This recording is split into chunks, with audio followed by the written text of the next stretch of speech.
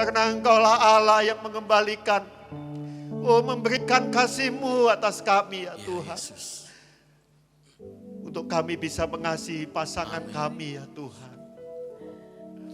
Terima kasih Bapa, terima kasih Tuhan. Kasih-Mu bagi keluarga kami. Biarlah ibadah ini ya Tuhan, sungguh-sungguh ya Tuhan memulihkan kami semua ya Tuhan. Kiranya pengurapan-Mu turun atas kami semua. Amin. Atas hamba-Mu yang akan menyampaikan firman-Mu ya Tuhan. Atas kami semua ya Tuhan. Sungguh Tuhan, biarlah kiranya berkat-Mu mengalir atas kami semua di dalam nama Yesus. Mampukan hamba-Mu ini menyampaikan firman-Mu ya Tuhan. Terima kasih Bapa. Terima kasih Tuhan. Berfirmanlah sekarang, karena kami semua telah siap mendengarkannya. Di dalam nama Yesus kami berdoa, haleluya. Amin, amin. Silakan duduk, shalom. Hari ini saudara sekalian, ini merupakan hari yang spesial buat kita semua. Ini hari yang khusus bagi kita semua. Hari yang serius bagi kita semua. Tetapi juga merupakan hari yang menyenangkan. Karena hari ini saudara sekalian, kita akan merayakan pernikahan kita. Selama 1 bulan penuh, selama 4 minggu berturut-turut, kita telah diberkati melalui khotbah-khotbah tentang pernikahan. Kita dibuat mengerti akan makna, akan tujuan, dan bagaimana supaya pernikahan kita ini langgeng. Kita semua telah mendengarkan akan hal itu. Dan hari ini menjadi spesial karena hari ini kita juga akan kembali mengulang janji nikah kita. Pernikahan itu kelihatannya mudah saja. Tetapi sebenarnya saudara sekalian, pernikahan itu sebuah misteri. Penuh dengan rahasia.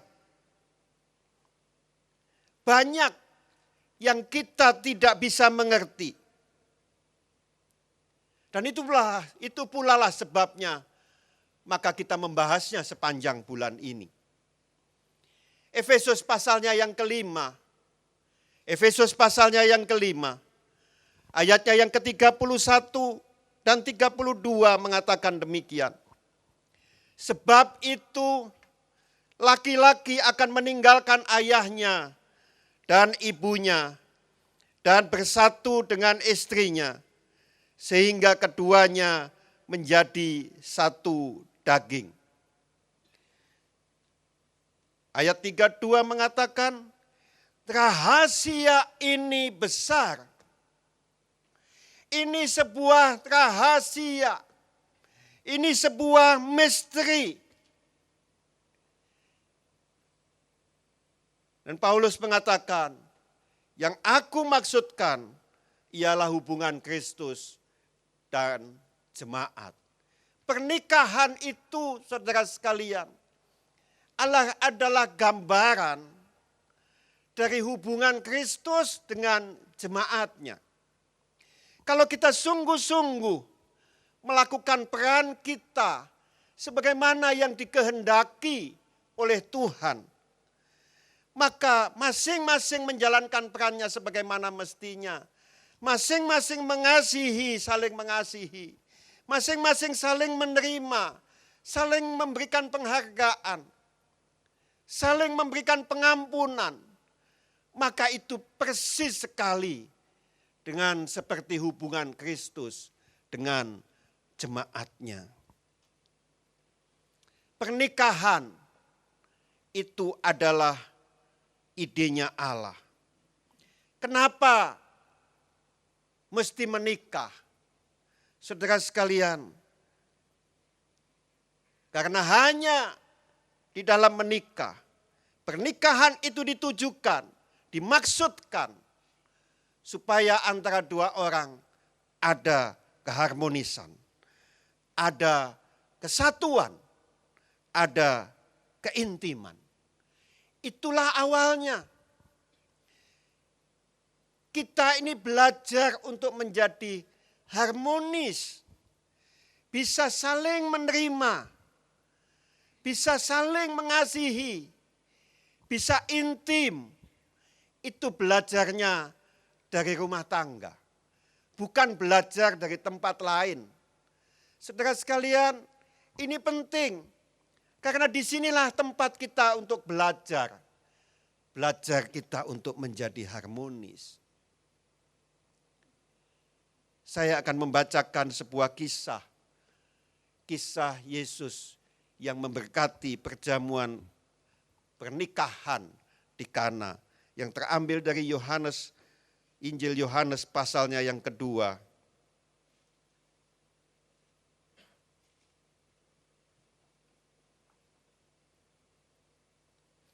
Saya akan membacakan mulai dari ayat yang pertama sampai ayatnya yang ke-11. Perkawinan di Kana. Pada hari ketiga ada perkawinan di Kana yang di Galilea. Ibu Yesus ada di situ. Yesus dan murid-muridnya diundang juga ke perkawinan itu. Saya ulangi, Yesus dan murid-muridnya diundang juga ke perkawinan itu. Ketika mereka kekurangan anggur, Ibu Yesus berkata kepadanya, mereka kehabisan anggur. Kata Yesus kepadanya, mau apakah engkau daripadaku, Ibu?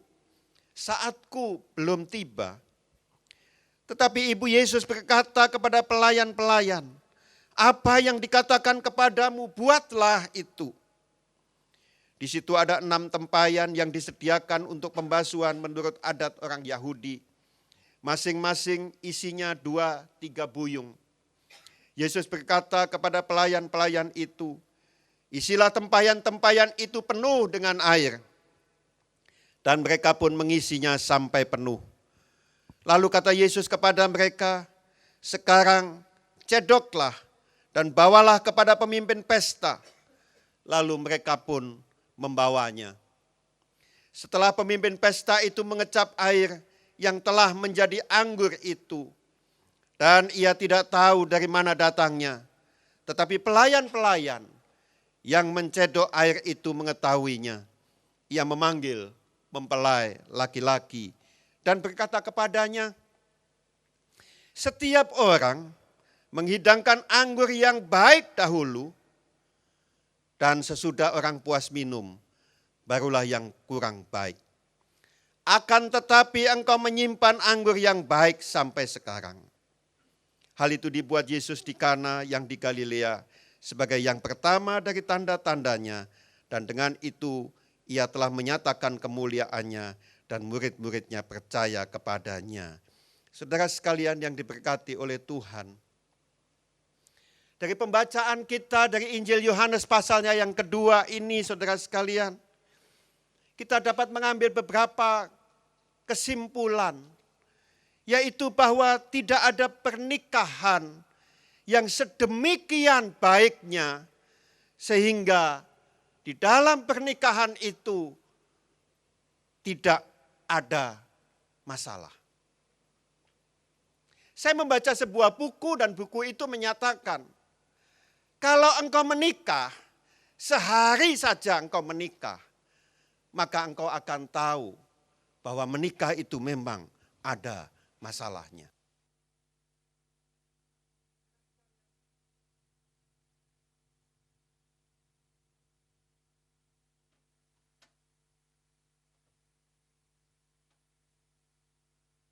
Saudara sekalian, pernikahan di Kana itu selamat karena Yesus ada di pernikahan itu. Dan demikian pula saya ingin katakan, setiap pernikahan, kalau ada Yesus di dalamnya, maka pernikahan yang demikian pasti selamat. Ada mujizat di dalamnya. Tadi ketika pemimpin pesta mengatakan kepada mempelai itu. Dikatakan bahwa setiap orang itu menyajikan anggur yang bagus, yang enak, yang baik terlebih dahulu. Dan nanti kalau sudah puas minum, baru anggur yang kurang bagus. Itu adalah cara dunia. Pernikahan dunia itu kelihatan cuman awalnya saja yang bagus. Tetapi selanjutnya nggak ada yang bagus. Tetapi apa yang dikatakan oleh Yesus, pemimpin pesta itu mengatakan, tetapi engkau menyimpan anggur yang baik sampai sekarang. Saudara sekalian, bukan sesuatu yang mustahil. Pernikahan berapa tahun saja, engkau tetap ada kasih, engkau tetap saling mengasihi. Jangan dibuat hal seperti dunia yang mengatakan aku sudah nggak bisa mengasihi lagi. Aku sudah menikah 20 tahun, aku sudah menikah 30 tahun. Sekarang ini aku anggap seperti saudara saja. Istri, suami itu tetap istri atau suami, bukan saudara. Dia nggak bisa berubah jadi saudara. Istri ya tetap istri, suami ya tetap suami. Nggak bisa berubah jadi saudara. Saudara sekalian, kasih saling mengasihi. Nggak bisa. Tadinya saling mengasihi seperti suami istri. Karena tua, karena menjadi tua, sekarang berubah seperti mengasihi adik, mengasihi kakak. Nggak bisa, saudara sekalian. Dan itu keliru. Pernikahan Kristen itu menyimpan kasih. Mulai dari awal sampai terus, sampai maut memisahkan kita. Sampai maut memisahkan kita. Mujizat itu terjadi karena ada Yesus di tengah-tengah pernikahan itu. Mujizat itu terjadi juga adalah karena ada orang yang rendah hati yang memohon pertolongan kepada Yesus. Di dalam sebuah pernikahan pasti ada masalah, pasti ada persoalan, pasti ada ketidakcocokan. Tetapi kalau pasangan atau salah satu pasangan merendahkan diri, memohon pertolongan kepada Tuhan, maka pernikahan yang demikian bisa diselamatkan. Dan ada lebih baik lagi, kalau sepasang suami istri, baik suami maupun istri, dua-duanya bisa datang merendahkan diri ke hadapan Tuhan. Dan oleh sebab itu saudara sekalian, maka Tuhan itu meminta kepada kita. Engkau harus, pasanganmu adalah harus pasangan yang sepadan. Pasangan yang seiman. Kenapa? Karena kalau ada masalah bisa dua-duanya datang minta tolong kepada Tuhan.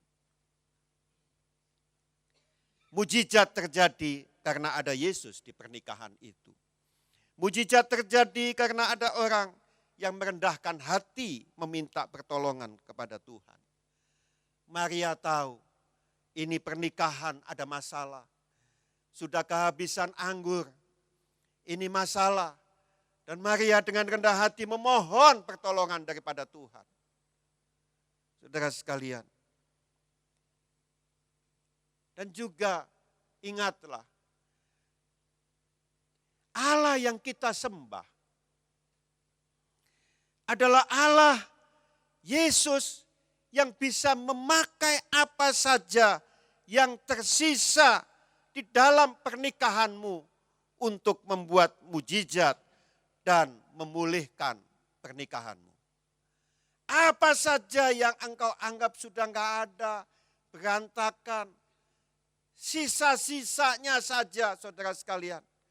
Kalau engkau bawa sisa-sisa ini kepada Yesus, maka dia akan mengubah yang sisa-sisa ini. Yang sudah kacau balau, yang sudah berantakan ini. Dia akan mengubah menjadi sesuatu yang indah. Menjadi sesuatu yang baik. Bagaimana supaya pernikahan itu kekal? Bagaimana supaya pernikahan itu benar-benar sampai maut memisahkan kita? Bukan yang lain, bukan hal yang lain yang memisahkan. Bukan genderuwo yang memisahkan, bukan kuntilanak yang memisahkan, bukan karena enggak ada duit, maka kita berpisah. Tapi satu-satunya yang bisa memisahkan pernikahan hanyalah maut saja. Dan yang lain tidak bisa memisahkan kita. Kalau engkau ingin, saudara sekalian, pernikahanmu itu kekal, maka Alkitab mengatakan, tidak ada yang kekal di dunia ini. Semuanya itu sementara. Dan hanya ada 3 hal yang kekal. Apa yang kekal itu? Yang kekal itu iman, yang kekal itu pengharapan, yang kekal itu kasih. Cuman 3 ini saja yang kekal. Dan oleh sebab itu, kalau engkau ingin pernikahanmu kekal sampai maut memisahkan, maka pernikahanmu juga harus didasarkan kepada 3 hal yang kekal ini, yaitu pada iman, pada pengharapan, dan kasih. Kalau kita bisa mendasarkan pernikahan kita kepada hal ini, maka pernikahan itu benar-benar akan hanya maut yang bisa memisahkan. Iman, dasarkan pernikahanmu dengan dasar iman ini. Iman kepada Tuhan, percaya kepada Tuhan, bahwa dialah Allah yang akan memimpin, menolong, melindungi pernikahanmu. Juga iman kepada dirimu sendiri. Percaya bahwa aku mampu untuk menjadi suami atau menjadi istri yang baik. Iman juga kepada pasanganmu.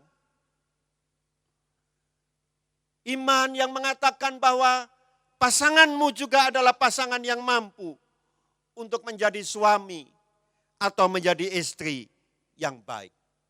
Kita itu mesti percaya semacam itu. Kepada pasangan kita mesti percaya.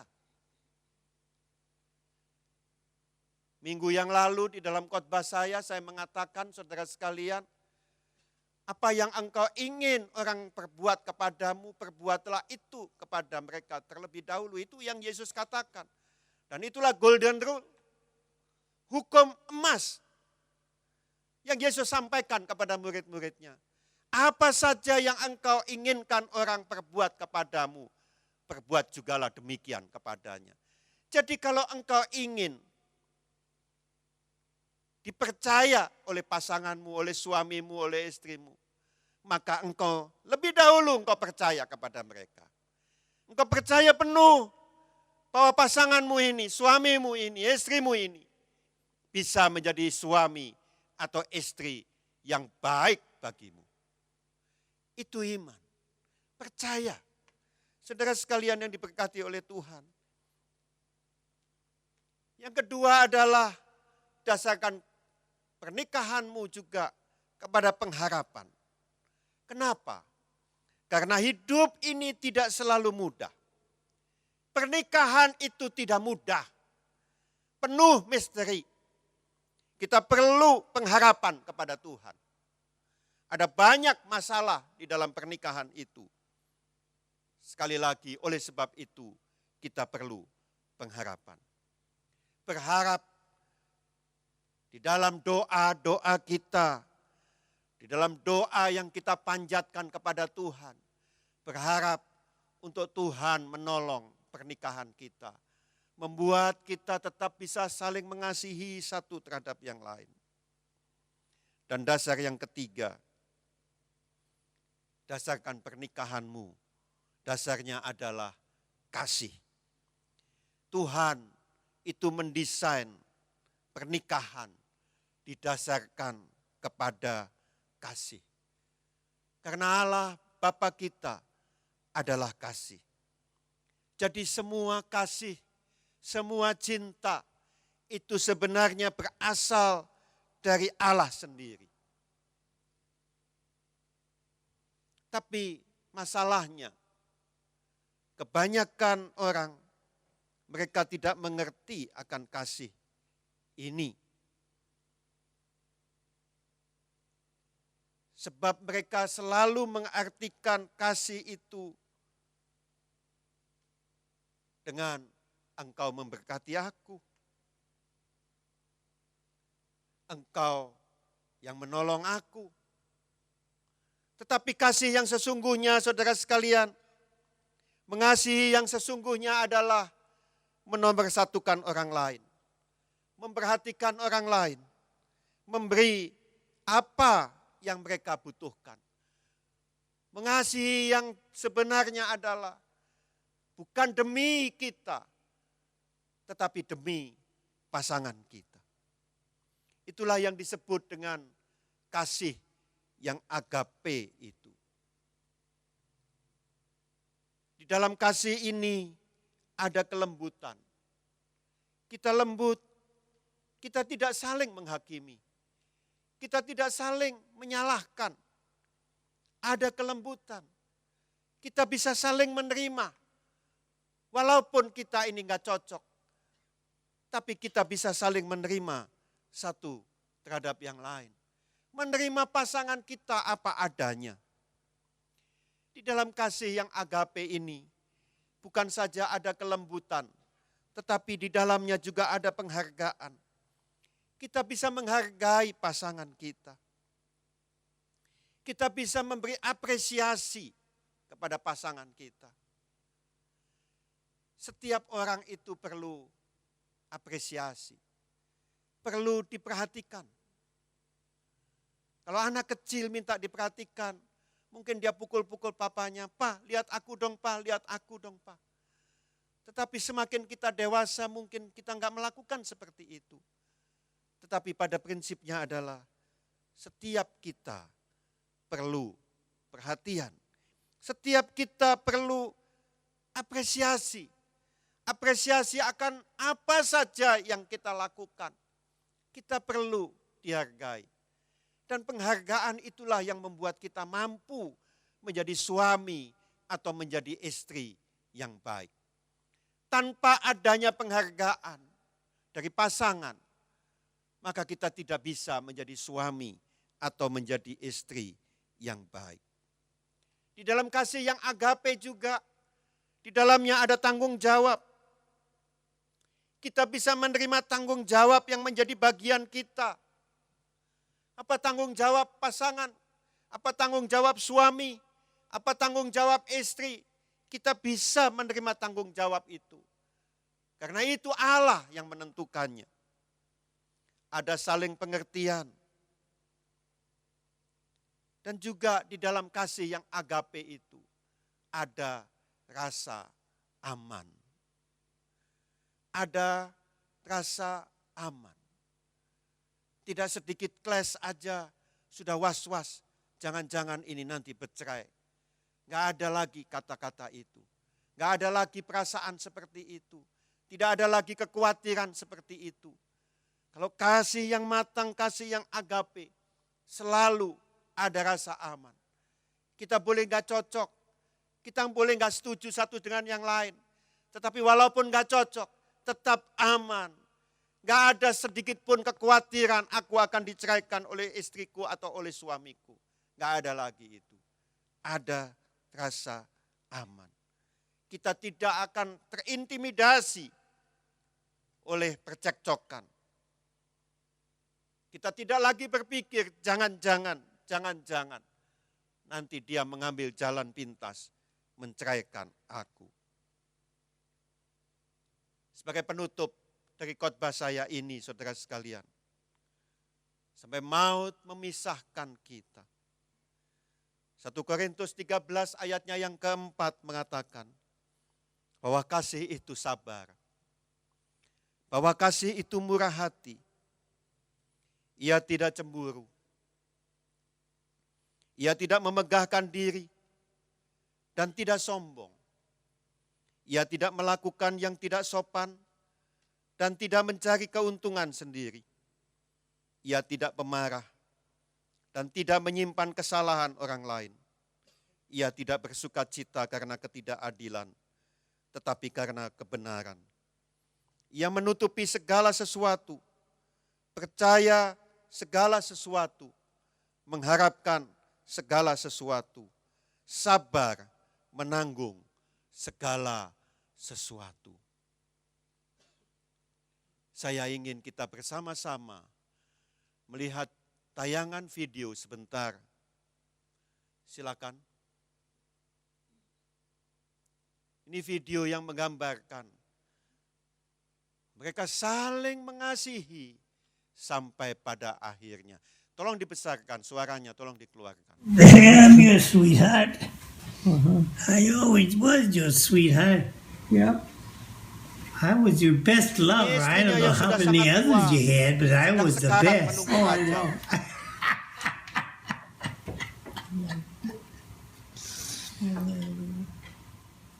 I love you. She said she loves you, Daddy. I love you too much.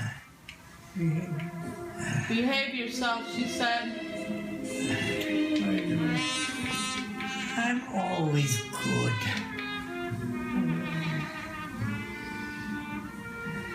Okay. She says she loves you, Grandpa.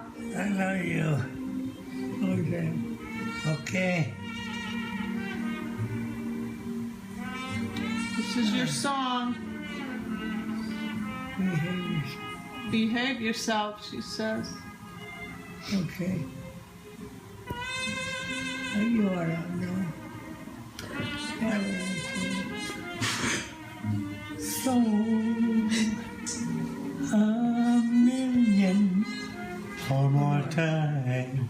You'll never know You, just how I love you. Sit down. you'll never You never know just how just how much I I care. And if I try, I still I still couldn't hide my love my love for you. Yeah. You ought to know, for for heaven I told you so. A million or He's more sweet. He times. is sweet. went away You went away in my heart, when and with you, He likes. Yes, he does. I what you say? He likes me. Yeah, I like you. if there Is some other way to prove to prove that I love you? I I swear I don't know how. you'll never You never know if you don't if don't know now.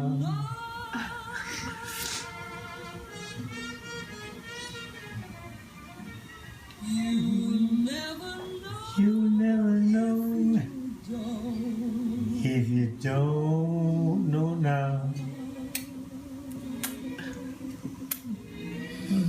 You're mine. You're mine. Thank you, darling. Thank you, darling. Ya, cukup. Saya mengundang teman-teman untuk bisa menaikkan satu pujian. Something beautiful, something good.